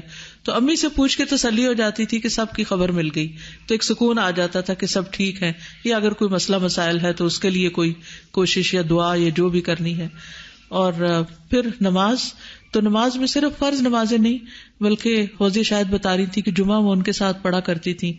پھر اس کے بعد یہ کہ تہجد کی نماز تمیہ رات کے وقت ان کے پاس ہوتی تھی۔ السلام علیکم۔ رات کے وقت میں ان کے پاس 3 راتیں میں نے ان کے ساتھ گزاری الحمدللہ۔ تو یہی ہوتا تھا کہ جیسے ہی وہ جاگتی تھیں یا ایون سو رہی ہوتی تھیں تو میں یا تو تلاوت کرتی تھی یا اذکار پڑھتی تھی۔ تو دوسری رات میں نے نوٹ کیا کہ تقریباً 4:30-5 بجے کہ میں تسبیحات پڑھ رہی تھی، اور جب میں نے پڑھنا شروع کیا اللہم لک الحمد انت قیم السماوات والارض ومن فیہن، تو وہ ایک دم سے الرٹ ہو گئی۔ اور دعا میں آتا ہے کہ انت الحق ووعدک الحق، تو جب میں حق پڑھتی تھی تو وہ بھی یعنی ان کا منہ ہلتا تھا ساتھ ساتھ۔ تو پھر میں نے تہجد کی، یعنی مجھے ایک دم سے خیال ہے کہ تہجد کا وقت ہے، تو میں نے سورہ آل عمران کی آخری آیات پڑھنا شروع کی۔ تو بہت سن رہی تھی وہ، پھر ہاتھ اٹھاتی تھی جیسے دعا پڑھ رہی ہوں۔ تو جب میں نے مکمل کی تلاوت آیات کی تو انہوں نے ایسے ہاتھ اوپر کیے جیسے نماز پڑھ رہی ہوں۔ تو میرے ماموں نے کہا کہ نماز پڑھو، تو میں نے پڑھنا شروع کر دی۔ میں نے اللہ اکبر کہی، دعا استفتاح پڑھی، تو ان کا ہاتھ بندے رہے مسلسل۔ پھر سورہ فاتحہ پڑھی، تھوڑی سی تلاوت کی، تو ماشاءاللہ یعنی وہ ہاتھ ان کے چیسٹ پہ ہی رہے۔ پھر مجھے تو بالکل ایسے لگ رہا تھا کہ جیسے تہجد لگے ہوئے تھے، جی دونوں ہاتھوں پہ آئی وی کی لگی ہوئی تھی، اور مگر انہوں نے ایسے مجھے لگ رہا تھا کہ تہجد پڑھی ہے انہوں نے۔ پھر فجر کے وقت بھی انہوں نے، میری کزن آلا، اس نے فجر کی نماز ان کو پڑھائی، 2 رکعت اس نے نماز پڑھائی ان کو۔ اور پھر تھوڑی دیر کے بعد میری ممانی آئی تھی تو کچھ کہہ رہی تھی نانی امت، مجھے سمجھ نہیں آ رہی تھی۔ تو پھر میری ممانی نے سمجھا کہ وہ کہہ رہی ہیں اذان ہو گئی ہے، اذان ہو گئی ہے تو ہم نے کہا کہ امی جی آپ نے نماز پڑھ لی ہے، تو ان کو نماز کی ہی فکر تھی مسلسل. وہ مانی مریم آپ کوئی بات شیئر کرنا چاہیں؟ السلام علیکم ورحمۃ اللہ وبرکاتہ. وعلیکم السلام ورحمۃ اللہ وبرکاتہ. امی جیسا میں نے شفیق کوئی ہستی نہیں دیکھی، حالانکہ میری ساس تھیں، لیکن بہت ہی شفقت اور ہر وقت ان کی جو محبت تھی وہ ہمیں محسوس ہوتی تھی، اور بہت ہی پیار سے انہوں نے ہمیں رکھا. بلکہ بعض دفعہ میں یہ سوچتی ہوں کہ جتنا ان میں صبر تھا، کہ کیونکہ جب شادیاں ہو کے جاتی ہیں چھوٹی لڑکیاں اور کبھی دیر سے اٹھ رہے ہیں یا کچھ، کبھی انہوں نے ہمیں جھڑکا نہیں یا کوئی اعتراض نہیں کیا تھا. اور مجھے اب جیسے جیسے میری عمر بڑھ رہی ہے میں اس چیز کو بہت اپریشیٹ کرتی ہوں، کیونکہ کوئی ill فیلنگز نہیں تھی، یعنی کہ مجھے ان کی طرف سے بالکل بھی نہیں کہ کبھی انہوں نے مجھے ڈانٹا ہو یا کوئی اعتراض کیا ہو، بلکہ ہر وقت ان کو یہی ہوتا تھا کہ کس طرح میں مدد کر سکوں. ہم لوگ ڈنمارک میں تھے اور وہ ہمیں وزٹ کرنے آئیں، کچھ مہمانداری ہوتی تھی یا کچھ اوپر نیچے مہمانداری ہوئی. مجھے یاد ہے کہ میں برتن دھو رہی تھی اور میں ساتھ ساتھ رو رہی تھی، تو میرے پاس آ کے کھڑی ہو گئی کہ تو انہوں نے کہا پلیز تم بیٹھ جاؤ میں برتن دھوتے ہوتی ہوں. لیکن مجھے ابھی تک وہ یاد ہے ان کی وہ ہر بات، ان کی ہر حلوہ بہت اچھا بناتی تھی اور مریم کو حلوہ پسند تھا. میری شادی ہوئی اور مجھے اتنی محبت سے انہوں نے اپنے پاس بٹھانا، اور ساتھ ہی وہ چولہے کے ساتھ ہی میری پیڑھی رکھتے نہیں. حالانکہ مجھے کرنے چاہیے تھے جو کام، انہوں نے کبھی یہ نہیں کہا، یا کوئی ان کی ایکسپیکٹیشنز نہیں تھی ہم سے. ان کو بس یہ تھا کہ میں کیا دے سکتی ہوں. اور ہماری دعا یہ ہے کہ ہم ان کی طرح گرو کریں، کہ ہم اپنے بچوں سے بھی کوئی ایکسپیکٹیشنز نہ ہو، کسی سے نہ ہو، بس یہ ہو کہ ہم کیا دے سکتے ہیں ان کو. بس اللہ تعالیٰ ان کی ہر چیز کو قبول کر لے. جی السلام علیکم. کافی عرصے سے میری کوشش ہوتی تھی کہ جمعے کے دن امی جی کے ساتھ کرسی رکھوں اور ان کے ساتھ ان کے ساتھ ہو میرا جمعہ. تو ایک تو سردیاں جب آئیں تو میں دیکھتی تھی کہ بیچاری ان کا وضو جیسے بار بار انہیں واش روم جانا پڑتا تھا، تو اس کونے سے وہ تیزی سے جاتی تھیں اور وضو کر کے پھر دوبارہ سے آتی تھی. تو میں نے انہیں کہا آپ ساکس پہن لیا کریں، تو کہتی ہوں میرے پاؤں جلتے ہیں. تو وہ سردیوں میں ان کا یہ ہوتا تھا کہ وضو کے لیے ان کو بار بار جانا ہوتا تھا، لیکن جمعے کے لیے پوری الرٹ. تو پھر میں انہیں عطر لگاتی ہوتی تھی تو بڑی آگے سے مجھے بڑی اسمائل دیتی تھی، تو میرا بڑا دل خوش ہوتا تھا. اور اس میں جو میں نے ان کے ساتھ نمازیں پڑھی اس میں انہوں نے میری غلطیاں بھی نکالی، جو مجھے بہت ہی میں سوچتی ہوتی تھی کہ ایک صالح انسان کے ساتھ بیٹھنے سے کتنا مجھے فائدہ ہو رہا ہے. اور آخری جمعہ جو انہوں نے یہاں پڑھا تو اس دن مجھے کچھ جانا تھا، ڈرائیور آ گیا ہوا تھا، تو میں اٹھنے لگی، مجھے کہتی ہیں 4 سنتا پڑھ کے جاؤ نا. تو میں نے کہا امی جی میں گھر جا کے پڑھ لوں گی. تو ماشاءاللہ خود بھی نماز کے اندر اتنی مستعدی اور کھڑے ہو کے اور اتنی اچھی طرح نماز کہ ان کا جو خشوع تھا نا وہ مجھے فیل ہو رہا ہوتا تھا ان کی نماز کا. الحمدللہ. اس جمعے کو جو میں نے آئی تھی تو جب وہ ہاسپٹل میں تھی مجھے اتنی اداسی ہو رہی تھی اور مجھے ایسے لگ رہا تھا کہ سارا ہال دیواریں سب اداس ہے کہ وہ نہیں ہے یہاں پہ. جو شخص مستقل نماز ایک جگہ پر پڑھتا ہے اور پھر وہ نہیں ہوتا تو فرشتے اس کو ڈھونڈتے ہیں. جمعے کے بارے میں ایک تھوڑا سا عرض کروں گی کہ ابھی جب جمعہ آیا، جب وہ بیمار تھیں، ہاسپٹل میں تھیں، تو میری بہن آئی ساجدہ اپنے ہسبینڈ کے ساتھ پوچھنے کے لیے. تو انہوں نے آپس میں ذکر کیا کہ جمعہ کتنے بجے ہے، تو ان کے کان میں جمعے کا لفظ پڑ گیا. انہوں نے سن لیا کہ آج جمعہ ہے، تو ہاسپٹل کے بیڈ پہ اتنی شدید تکلیف میں تھیں، اس کے باوجود ایک دم سے آنکھیں پوری طرح کھولی اور الرٹ ہو گئی کہ اچھا جمعہ ہے. اور ایک لمحے کے بعد انہوں نے پھر نماز شروع کر دی، اپنی طرف سے وہ جمعہ پڑھ رہی تھی. تو وہ پورے اشارے کیے، اس کے بعد رکوع سجدے کا اور پھر سلام پھیرنے کا پورا اشارہ کیا. اس کے بعد بھی کچھ پڑھ رہی تھی. تو پھر میں نے تھوڑی دیر بعد پوچھا امی جی آپ نے نماز پڑھ لی؟ تو کہتی ہے ہاں بس 4 فرض پڑھے ہیں. لیکن ان اتنا اہتمام کرتی تھی. اللہ تعالیٰ ہمیں بھی توفیق عطا فرمائے. تو بات یہ ہو رہی تھی کہ انسان جو نیک عمل کرتا ہے، صدقہ، صلہ رحمی، نیکی اور لوگوں سے احسان، اس کے دونوں پاؤں کے پاس ہوتے ہیں، یعنی قبر میں اس کی حفاظت کرتے ہیں. سر کے پاس سے کوئی چیز آنے لگتی ہے تو نماز کہتی ہے میری طرف سے آنے کا راستہ نہیں، دائیں طرف سے کوئی چیز آنے لگتی ہے تو روزہ کہتا ہے میری طرف سے آنے کا رستہ نہیں. بائیں طرف سے آیا جاتا ہے تو زکوٰۃ کہتی ہے میری طرف سے آنے کا رستہ نہیں. پھر دونوں پاؤں کی طرف سے کوئی چیز آنے لگتی ہے تو نیک اعمال، صدقہ، صلہ رحمی اور لوگوں سے اچھا سلوک، وہ کہتا ہے کہ میری طرف آنے کا کوئی راستہ نہیں. طبرانی کی روایت میں ہے آدمی کے پاس اس کی قبر میں آیا جاتا ہے، بس اس کے سرہانے کی طرف سے آیا جاتا ہے تو اس کو قرآن کی تلاوت دھکیل دیتی ہے. اب یہ نماز کے علاوہ قرآن کی تلاوت، آپ کو معلوم ہوگا کہ وہ روزانہ کتنا قرآن پڑھتی تھی. جی سائدہ اپنی انسپریشن بھی بتاؤ. السلام علیکم ورحمۃ اللہ وبرکاتہ. مجھے ایک چیز اس لیے بھی آج کل امی جان سے زیادہ ذرا تعلق اس طرح سے رہا کہ میری مدر ان لا کا انتقال ہوا تو اس پہ حالانکہ ایام 20 کے روزے تھے، آ کے بیٹھی رہتی تھیں، ہر چیز سنتی تھیں اور میں کہتی تھی لیٹ جائیں، لیٹتی نہیں تھیں، بیٹھی پڑھتی رہتی تھیں، ملاقات کرتی تھیں. تو اس میں چھوٹی بہن نے ذکر کیا کہ آپ کی ساس کا انتقال تو بالکل ایسے ہوا ہے جیسے نبی صلی اللہ علیہ وسلم کا، کہ بدھ والے دن تکلیف شروع ہوئی اور پیر کو انتقال ہوا. بس یہ بات انہوں نے سن لی اور پھر اس کے بعد یہ کہنا شروع کی میں نے بھی سنت کے مطابق مرنا ہے. اور ایگزیکٹلی جس طرح میری مدر ان لا گو تھرو ہوئی اسی طرح سے جیسے لگتا ہے انہوں نے اس وقت دعا کی اور اللہ سبحانہ ہوا تعالیٰ نے وہ قبول کر لی. اور ہم بہنوں دونوں کو یہ تھا کہ انہوں نے نا پیر کو چلے جانا ہے، یعنی دل میں تھا. اب میں شروع سے سب کو ایسے بتا رہی تھی کہ ایسا دیکھو ہو سکتا ہے. تو بہرحال ایک تو یہ بہت زیادہ شوق، میں بچپن سے سنتی آتی تھی کہ امی جی نا صبح صبح اگر کوئی چیز ہوتی ہائے میری منزل رہ گئی ہے، میری منزل رہ گئی. تو ایک دن میں نے بٹھا لیا، میں پوچھا امی جی آپ منزل کیا ہوتا ہے نا؟ تو پھر انہوں نے مجھے ایک دن بتایا کہ میں بہت بیمار ہو گئی تھی جس میں ان کے کڈنیز فیل ہو گئے اور اس میں انہیں کسی نے بتایا بی بی آپ نا 7 قرآن پڑھیں اور 7 دن میں مکمل ہوتا نا قرآن، اس طرح پڑھیں. پھر انہوں نے اپنی روٹین بنا لی کہ میں منزل پڑھوں اور یہ میری بہت بڑی جو ہے انسپریشن تھی کہ میں بھی ایسے قرآن پڑھ سکوں. پھر ان کے روٹین میں سورۃ البقرہ اور سورۃ آل عمران کی تلاوت رہی.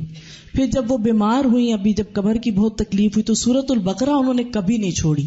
ان کو یہ ہوتا تھا کہ یہ بادل کے 2 سائے ہوں گے، حشر والے دن میرے اوپر ہوں گے اور میں یہ اس کو اپنی زندگی کا جب بھی آپ دیکھیں کہ لیٹی یا ان کے ہاتھ میں سپارہ ہوتا، میرے گھر بھی آتی نماز پڑھ کے اگر کوئی نا پاس بیٹھا ہوتا اپنا سپارہ کھول لیتی اور سورۃ البقرہ جو ہے اس کی تلاوت شروع کر دیتی. یہ نہیں ہے کہ صرف وہ بلکہ ریگولر قرآن کی تلاوت جب تک ہمت رہی وہ منزل بھی ساتھ پڑھتی رہی اور ساتھ ساتھ جو ہے وہ سورۃ البقرہ اور سورۃ آل عمران بھی پڑھتی رہی. تو اس سے پھر جب میں نے بھی وہ سلسلہ شروع کیا تو مجھے پوچھتی تھی اچھا تو کتنا پڑھے ہے، یعنی ایک ہوتا نا کہ آپ کتنا پڑھ رہی ہو، کیا کر رہی ہو اور اچھا تسبیح پہ کیا پڑھ رہی ہو. یہ جو شوق تھا نا ان لوگوں کا، مدر ان لا کا بھی اور میری امی کا بھی، کہ یہ کیا ہے تاکہ میں بھی یہ اتنا کر سکوں.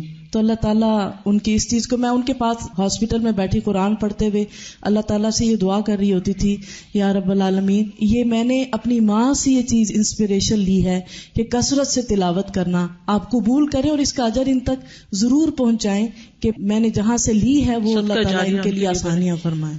ایک چیز کہ قرآن پڑھنے کے لیے وہ یہ بھی کرتی تھی کہ اپنے لیے یعنی ایسے ریسورسز اپنے پاس رکھتی تھیں، جیسے سورہ البقرہ اور سورہ آل عمران کو انہوں نے محبوب بھائی سے اسپیشلی کہہ کے ایک بائنڈنگ کروائی ہوئی تھی کہ یہ میرے پاس اکٹھی رہے.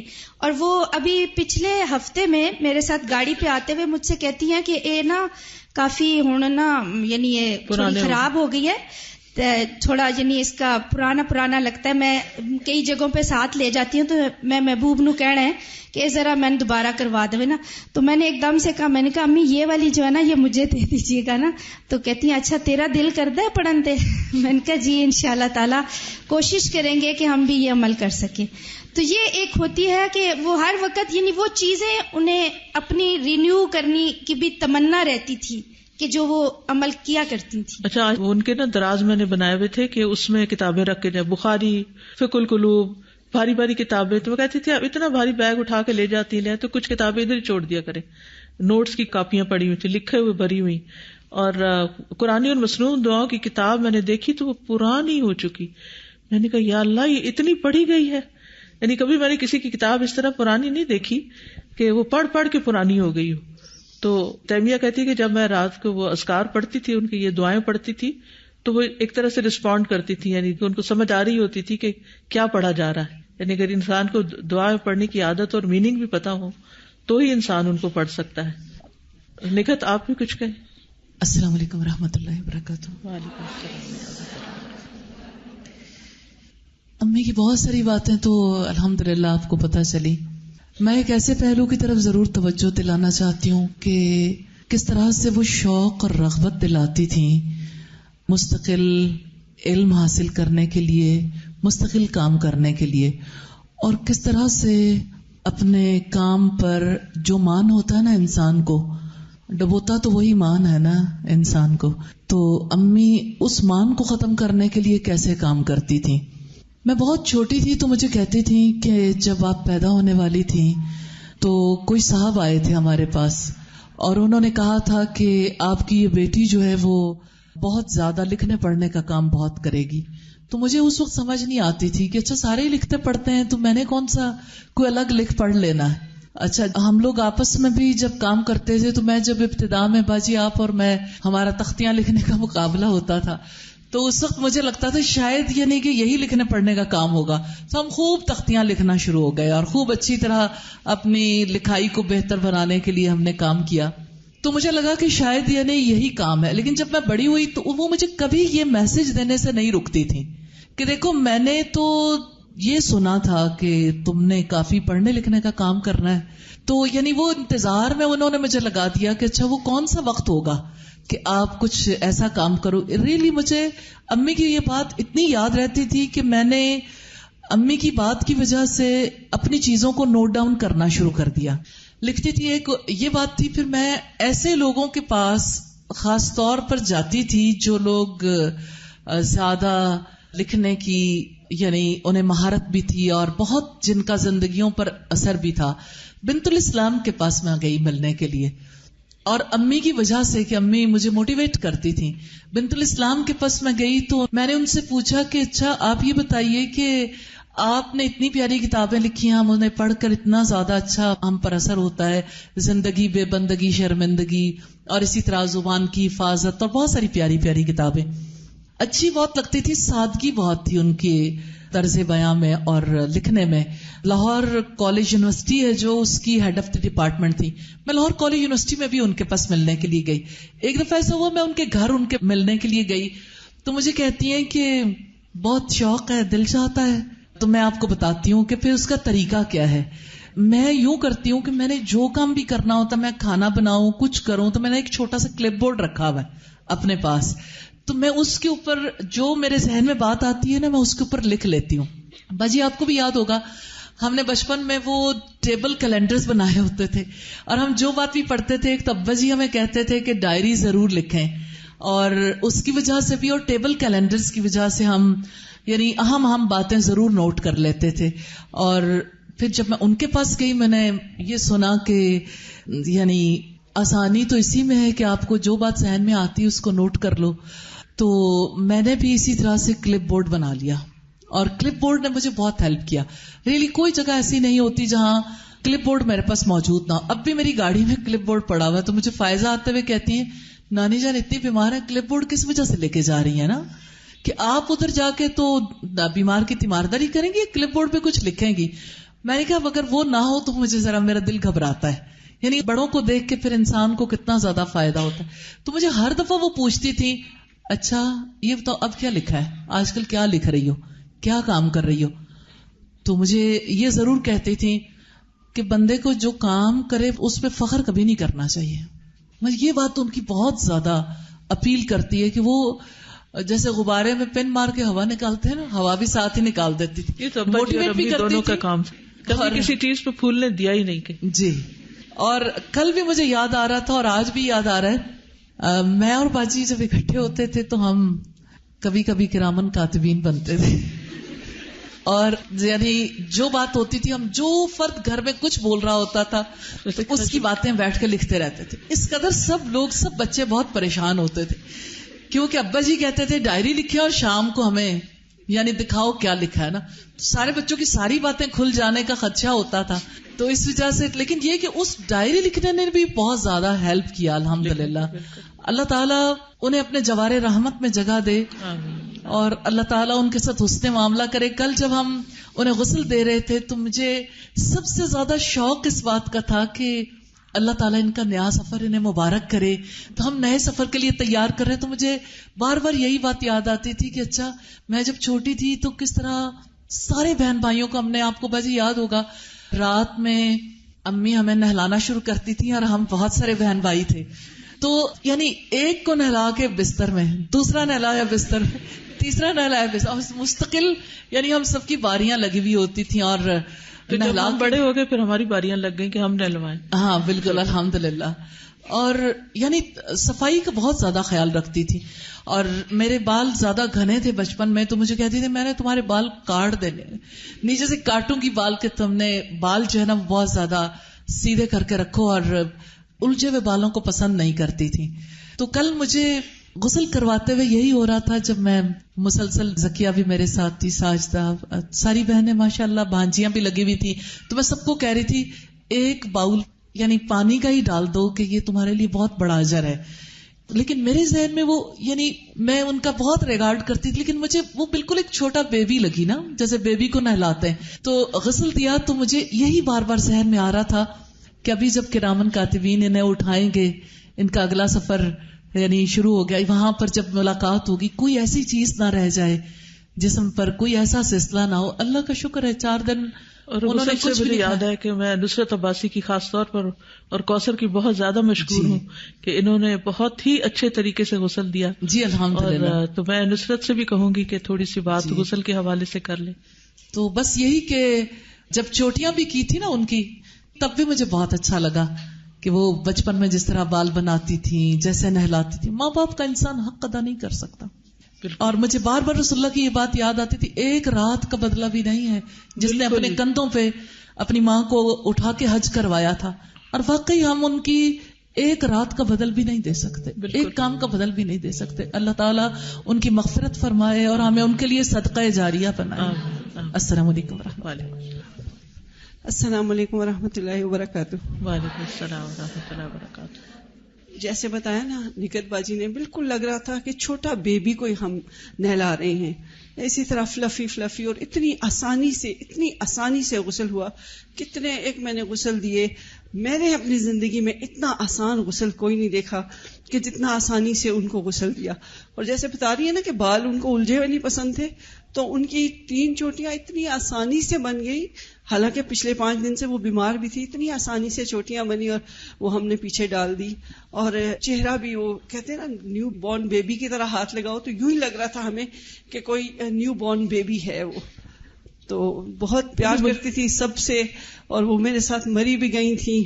اور پھر میں ان کو ہر وقت دعوت دیتی رہتی تھی, جب ملتی تھی تو کہہ رہی تھی چلوں گی. اور پھر ایک بات کہ رمضان میں ریسپشن پہ ایک بوٹل رکھی ہوئی تھی, اور مجھے بچیوں نے بتایا ریسپشن سے کہ یہ استاذہ کی امی آپ کے لیے چھوڑ کے گئی ہے. پہلا ہی روزہ تھا تو وہ بادام کا شربت میرے لیے چھوڑ کے ادھر گئی تھی. تو مجھے وہ بھی بہت اچھا لگا کہ دیکھیں ان کو کیسے خیال آیا, اور وہ ادھر نام لکھا ہوا تو رکھا ہوا تھا. اللہ تعالیٰ ان کو اپنے جوار رحمت میں رکھے. مریم کچھ کہنا چاہتی ہے. مریم. السلام علیکم ورحمۃ اللہ وبرکاتہ. نانی اماں کی میں پہلی نواسی ہوں. I was a first grand child. اور ماما جب گئی تھی پی ایچ ڈی کرنے تو ہمیں نانی اماں کے پاس چھوڑ کے گئی تھی. تو she was like our mother. اور 4 سال ان 3 بچوں کو ماشاءاللہ رکھا ہے انہوں نے. ابھی جیسے 12 بچوں کی بات ہو رہی تھی تو 3 ہم بھی تھے ساتھ. تو میں کہتی ہوں کہ وہ جو تربیت انہوں نے ہمیں حیا کی اور ایک ماڈسٹی کی دی تھی, میں نے انہی سے سیکھی. اب یقین کریں کہ ابھی تک ہمیں ڈانٹ پڑتی تھی اگر ہم ہاف سلیوز پہن کے آ جائیں یا کوئی ایسے کپڑے کے پجامہ سی تھرو ہو, کی پایا تو فوراً احساس دلاتی تھی. اور اپنا حجاب کا تو میرا بھائی چھوٹا نا ان کو تنگ کرتا ہے, نانی اماں آپ اتنی بوڑھی ہو گئی ابھی تک آپ نقاب کرتی ہیں, اتارنا آپ پہ فرض نہیں ہے. تو کہتے تو کی کہندا ہے, میں تو کرا دی. جیسے آپ کہتے ہیں کہ کیسا محبت والا رشتہ ہوتا ہے. لیکن ماشاء اللہ دا ہول لائف آئی سین ہر کہ شی واز ویری ماڈسٹ. اور نانا ابو کے ساتھ کتنی ادب کے ساتھ رہتی تھی؟ نانا ابو کے ساتھ ادب کے ساتھ رہتی تھی. اور جب نانا ابو کے آخری دن تھے تو انہوں نے کہا تھا کہ میں تم سے راضی ہوں نا. تو یہ جملہ مجھے نانی اماں کا ابھی تک، میں نے کہا نانی اماں کتنی لکی ہیں، آپ کے ہسبینڈ نے آپ کو یہ کہہ دیا نا. اور اس کے بعد ان کی اتنی پروڈکٹیو لائف میں نے دیکھی. انہوں نے ہسبینڈ کا لاس کہ میں اب اکیلی ہوں کبھی اپنے اوپر طاری نہیں کیا. She led a very productive life. جیسے آپ نے ابھی سب ان کا سنا کہ تہجد، میں نے بچپن سے جب سے میں نے ہوش سنبھالا ہے میں نے ان کی تہجد نہیں مس ہوتے دیکھی. اور اس کے علاوہ ابھی آج کل کی لڑکیاں ان کو بہت تکلیف ہوتی تھی، اسپیشلی جو شارٹ شرٹس چلی ہیں. اور نہیں، وہ جو کہہ رہے تھے لڑکیاں شوہر کے آگے بولتی ہیں، اور شوہر کے آگے ہاں کہتی ہیں ویکھو میں تو کدی نہیں آج تک بولیا، میں تو خاموشی نال جی کر کے سن لیندی سی. میں کہا بس نانی اماں آپ دعا کریں ہمیں بھی اللہ صبر دے نا. تو نانی اماں کا میرے ساتھ ایسے رشتہ تھا کہ وہ نا ہر چیز مجھ سے شیئر کرتی تھی. کہ جیسے ماما کا ٹریولنگ بہت تھی، میری دونوں بہنیں باہر تھیں تو ڈانٹنا بھی مجھے، سنانا بھی، تو آندھی نہیں. پھر اسکول کا کوئی کام ہوتا تھا نہیں ہوتا تھا تو مجھے ڈانٹ پڑی ہوتی تھی یہ کام کیوں نہیں کرتی ہے. لیکن وہ ایسی ڈانٹ تھی کہ الہدا میں کہیں کچھ ہو تو مریم کی شاوت. لیکن مجھے کبھی میں نے مائنڈ نہیں کیا، مجھے اتنا مزہ آتا تھا، میں اتنا ہنستی تھی ان کے آگے اور ان کو تسلی دینا. لاسٹ ویک جیسے میری خالہ بتائی تھی ان کی ساس کی ڈیتھ ہوئی تو آئی اور بہت خوش ہوتی تھی جب ماما جاتی تھی اور میرے ہسبینڈ کی ٹریولنگ رہتی. تو جب میں الہدا آتی تھی اتنی خوش ہوتی تھی کہ تو آ گئی نا تھی، کیونکہ ان کو ہوتا تھا کہ چلو صبح کے وقت گھر میں کوئی ہے. تو آ کے بیٹھی تو مجھے کہتی ہیں کہ دیکھو نا، کیونکہ ان کی ساس رات 9 بجے ان کو دفنایا تو کہتی ہیں راتی انہوں نے لے گئے کہ قبر راتی سی اکیلے چھڑ کے انہوں نے آ گئے. میں نے بہت قبر نہ ڈر لگتا ہے اور رونا شروع ہو گئی. اتنا قبر کو یاد کر کے روئی تو میں بھی ساتھ رو پڑی. میں کہ نانی اماں اللہ سے اچھی امید رکھیں اور اللہ سے یہ دعا کریں اللہ تعالیٰ میں ثابت قدمی دینا. تو ایک دن لاسٹ فرائیڈے کی جیسے بات تو بتا رہی ہے میں نہیں آ سکی کیونکہ ہماری کلاس ہوتی ہے. تو کیوں نہیں آئی تو آج یہ میرا کوشش ہوتی تھی بریک ان کے ساتھ گزاروں. تو بس I would really miss وہ چیزیں جو میں ماما سے نہیں شیئر کر سکتی تھی نانی اماں کو شیئر ہر. آج یہ ہوا گھر میں، آج اس نے ایسے کیا، ماسی کے ساتھ یہ ہو گیا تو اچھا بھی نصیحتیں کرتی تھی. اور لاسٹ شی ہیڈ کلیکٹڈ سم منی تو وہ بھی جانے سے پہلے انہوں نے اسکول کے لیے دے دیے. عمرہ کے لیے انہوں نے اکٹھے کیے تھے، وہ بھی اسکول کے لیے دے دیے کہ اسکول بلڈنگ میں دے دینا. اسکول جو بن رہا ہے تو اس کے لیے اور ان کا کہ نانی اماں آپ کے پیسے جو جمع ہے صدقہ کریں گی؟ تو کہتی ہاں. تو کہتے کہ کہاں دیں؟ اسکول کے لیے، اسکول بلڈنگ کے لیے دے دیں؟ تو کہتے ہاں. اور اسکول کی جو چیز ہوتی تھی بڑھ کے حصہ لیتی تھی. میں حیران ہوتی تھی اگر کبھی ہم غلطی سے بھول جائیں ان کو بلانا تو بس میں تو 2 دن ڈر کے سامنے ہی نہیں جاتی تھی کہ ابھی نانی مجھے کچھ کہے گی. لیکن میں وہی کہ اتنی ہوش مند خاتون تھی، ایک ایک چیز پہ نظر کوئی غلط نہیں ہونے دیتی تھی. کچن میں کوئی چیز جل جاتی تھی یا کچھ ہو جائے تو اس پہ ہمیں خبر، کیونکہ ماما کے لیے بہت سینسٹیو ہوتی تھی نا کہ ماما کے گھر کی کوئی چیز نہ خراب ہو جائے. اور ایک دفعہ بھی پچھلے دنوں کچھ 2 لڑکیاں وہاں ماما کے گھر کے پیچھے جا رہی تھی، میں نے نہیں نوٹ کیا تو نانی او ویک وہ 2 کتنے جاندی پہ روکو نا. میں کہا نانی اماں میں اتنی حیران کہ یہ غلط طریقے سے جا، ان کو روکو. پھر میں بھاگی کچن کی طرف، لڑکیاں نے تو کوئی حال ہی نہیں، مرداں دی جگہ سے جا رہی ہیں. کیونکہ ان کو بس یہ ہوتا تھا کہ لڑکی جو ہے نا وہ بہت ماڈسٹ ہونی چاہیے، با حیا ہونی چاہیے، مردوں سے ان کا اتنا کھلی انٹریکشن نہیں ہونی چاہیے. اپنے آپ کو بھی بہت احتیاط میں رکھتی تھی. کبھی لیٹی ہوتی تھی اور باہر سے کوئی مرد گزر جائے تو ماریا جاوید ایڈمن میں ہم دونوں ایک ساتھ ہی ہوتے تھے، تو ماریا کو آ کے کہتی تھی کہ انہوں رو کے آ جان دینے تھے، میں لیٹی ہونی ہوں. تو یعنی اپنی حیا کا، ہر چیز کا، اور ہر ایک کے لیے she was so concerned about everyone. I mean ابھی مجھے فیل ہوا ہے کہ ہر کوئی یہی کہتا ہے میں ان سے اتنا کلوز تھا، وہ میرے لیے اتنا کرتی تھی. Like everybody loved her and she loved everyone. سب کا پوچھتی تھی، میرے سسرال والوں کا ایک ایک کا پوچھتی تھی. تو یہ بہت بڑی میں کہتی ہوں چیز ہے کہ آپ اتنا بڑا خاندان اور پھر اس کو نبھانا. اور آپ ماشاءاللہ میں کل گن رہی تھی we are 45 almost grandchildren. Like نانیہ کے ہم 45 گرینڈ چلڈرن ہیں ہم ٹوٹل. اور جو گارڈ تھا وہ ہمیں CCU میں بہت سختی کرتا تھا کہ نہیں جانا. تو ایک دن میں نے کہا دیکھیں ان کے 12 بچے اور ہم نے جانا ہے. یعنی آپ روکے نہ کریں ہمیں. اور ابھی تو یہ نہیں بتایا تھا کہ ہم ساری کزنز بھی ہیں، تو بس جب ہم جاتے تھے ہمیں بس یہ جیسے تیمیہ، آلہ، آمنہ، عریج میں جو بھی جاتا تھا بس ان کو ہوتا قرآن سناؤ. پھر میری بہن نہیں آ سکی، اس کا ویزا کا مسئلہ تھا، وہ آن لائن ان کو قرآن سناتی تھی. اور بس ہم تینوں کو تو یہی ہو رہا تھا کہ ہماری امی چلی گئی ہے نا، کیونکہ ماما 4 سال جو ہم نے نہیں گزارے لیکن انہوں نے بالکل ماں کی طرح ہمارا خیال رکھا ہے. الحمدللہ. جزاکم اللہ خیرا. استاذہ، نانی جان کی ایک بات اور شیئر کرنی ہے، اللہ تعالیٰ ان پر رحم فرمایا. یاسمین آنٹی سے بات ہم شام کو کر رہے تھے آپس میں، تو وہ مل کے آئی تھی ان سے، تو وہ کہی تھی، میں نے ان سے پوچھا کہ کیا ہوا تھا صبح نا جب آپ نہیں تھیں، تو کہتی میں نماز پڑھ رہی تھی تو مجھے بہت درد محسوس ہوا نا، تو پہلے میں نے سوچا میں کسی کو بلاؤں نا، مجھے لگا کہ مجھے کچھ ہو رہا ہے نا، تو پھر میں نے کہا کہ اگر مجھے کچھ ہونا ہی ہے نا تو نماز کی حالت میں ہو جائے. میں نے نماز اور لمبی کر دی. میرے بیٹے ہشام نے مجھے میسج بھیجا امی کی جب طبیعت کا سنا. انشاءاللہ اللہ سبحانہ وتعالی will make it easy. We are all here for a short while. Inshallah, if she survives then alhamdulillah. If not then alhamdulillah. She is going in the state of iman with such a high level of modesty. Good woman. تو بات یہ ہے کہ ہر حال میں اللہ کا شکر، اور یہی چیز مومن کے دل کو ڈھارس دیتی ہے، اور یہی چیز اس کی زندگی اور وقت کو ضائع کرنے سے بچاتی ہے. صلاۃ کی جو میں نے کلاس پڑھائی وہ بھی اس خبر کے بعد ہی تھی. مشکل تھا، لیکن اللہ کے ہر فیصلے پر بندے کا راضی ہونا بندے کے وقت کو صحیح استعمال کروا دیتا ہے. اللہ سبحانہ وتعالی ہمیں ہر اس کام کی توفیق دے جس سے وہ راضی ہو جائے. باتیں تو بہت ہیں لیکن نہیں کہ اب اتنا ہی وقت ہے. ابھی زکیہ صبح بہت پرانی بات یاد کرا رہی تھی جو مجھے بہت اچھی لگی. کہتی ہیں کہ کس طرح امی ہمیشہ تازہ کھانا بنا کے کھلاتی تھی اور گرم گرم چولہے سے روٹی اتار کے وہ ہم لوگوں کو دیتی تھی. آرام کرنا انہوں نے سیکھا ہی نہیں، ایک کام کے بعد ایک. ظاہر ہے جس عورت کے 12 بچوں کو سو کیسے سکتی ہے آرام سے، تو ساری زندگی نیند کی کمی کا شکار رہی. ساری زندگی یعنی کام مسلسل، اور گھر کے کام بھی اور پھر پڑھنے کا بھی اور عبادت بھی. تو اللہ تعالیٰ اب ان کی قبر کو اتنا ان کے لیے پرسکون بنائے کہ ساری زندگی کی تھکاوٹیں اتر جائیں. مختصر سی دعا کر لیتے ہیں. سبحان اللہ والحمد للہ ولا الہ الا اللہ واللہ اکبر ولا حول ولا قوة الا باللہ العلی العظیم.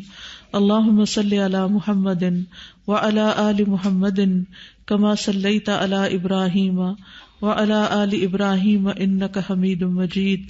اللہم بارک علی محمد وعلی آل محمد کما بارکت علی ابراہیم وعلی آل ابراہیم انک حمید مجید.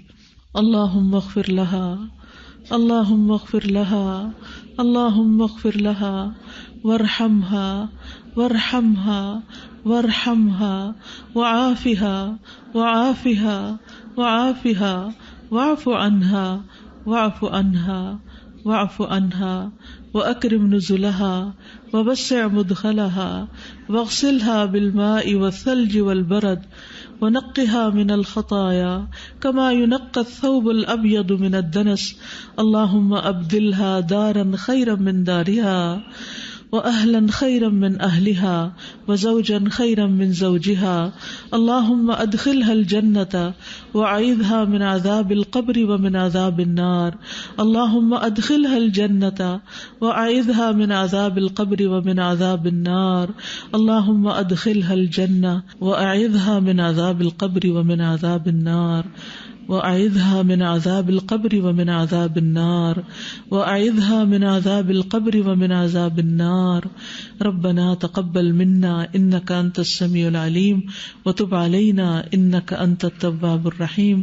وصلى الله تعالى على خير خلقه محمد وعلى آله وأصحابه وأهل بيته أجمعين برحمتك يا أرحم الراحمين. الہی آمین.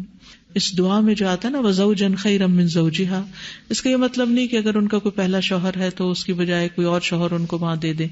جیسا کہ آپ جانتے ہیں کہ جب روح جاتی ہے علیین میں تو وہاں جو پہلے سے گئی ہوئی خلق الروح پڑی تھی نا فقہ القلوب میں، وہاں آپ کو یاد ہوگا کہ یہ سارا مسئلہ اچھی طرح واضح ہوا تھا حدیث کی روح سے کہ پہلے سے جو روحیں وہاں ہوتی ہیں، جیسے میرے والد کی وفات ہوئی ہے تو جو بعد میں نیک روح جاتی ہے وہ پہلے والوں سے جا کے ملاقات کرتی ہے، اور جب جاتے ہیں تو وہ دنیا والوں کے حال پوچھتے ہیں، تو ان کو کہتے ہیں کہ ابھی ٹھہر جاؤ، یہ غم میں مبتلا ہے.